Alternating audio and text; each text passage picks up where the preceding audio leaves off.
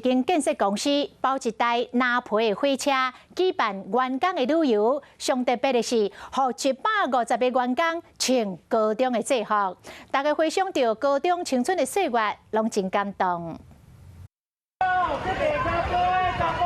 一群人准备出去耍，不过真少甲看，因拢穿早期的高中制服，查某伫帽啊、卡其色的衫裤，查某是穿白衫乌裙，有的人带规家伙仔来，真正是足欢喜的。欢喜啦！我回复到我以前的18岁的。看到迄个册包，大家拢问我，你真是读几年？坐拿皮火车翕一张搁一张的相片，大家坐我伫咧同学门边欢喜毕业，有人比缘投姿势，有人坐做伙伫咧开讲，就亲像回到高中时代做伙坐火车去读册。这是屏东一间建设公司举办的员工旅游，头家为着让大家回忆学生的时代，特别找高中制服举办5天的环岛旅游，甚至搁做拿皮火车，让150位员工派册包去玩足。